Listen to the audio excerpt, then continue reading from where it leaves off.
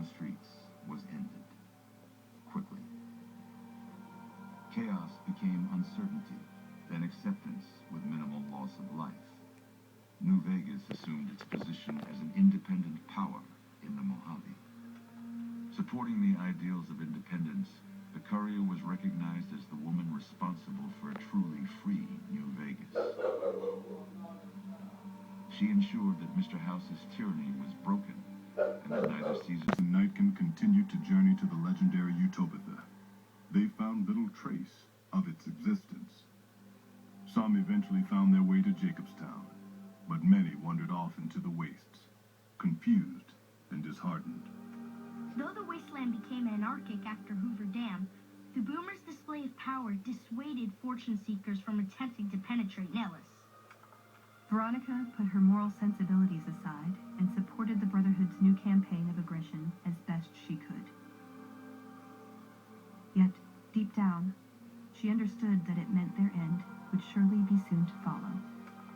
After the Courier ensured New Vegas remained free, the followers found that independent Vegas was even more unstable and violent than before. Old Mormon Fort became excessively burdened by the influx of patients, struggling to provide even the most basic of services. With New Vegas's independence formally declared, Goodsprings thrived. More travelers stopped by Goodsprings on their way to and from the Strip, and the locals grew prosperous from the traffic. During the Battle of Hoover Dam, the Great Khans quickly evacuated Red Rock Canyon and headed north and east into the plains of Wyoming. There, they reconnected with the followers of the Apocalypse and rebuilt their strength. Bolstered by ancient knowledge of governance, economics, and transportation, they carved a mighty empire out of the ruins of the Northwest. Thanks to the Courier and Lily, a cure for the Nightkin's schizophrenia was found shortly after Dr. Henry's experiment concluded.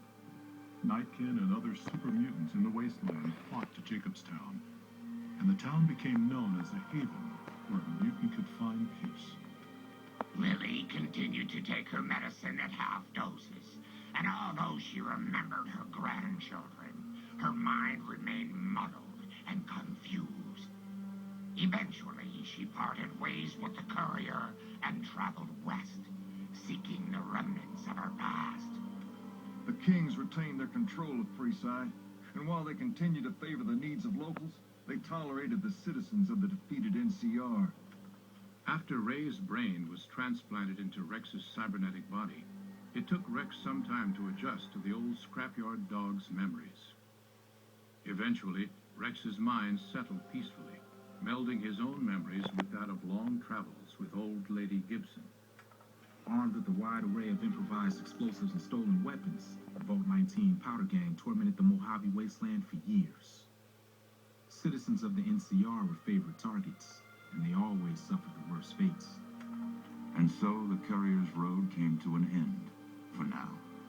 In the new world of the Mojave Wasteland, fighting continued, blood was spilled, and many lived and died just as they had in the old world. Because war never changes.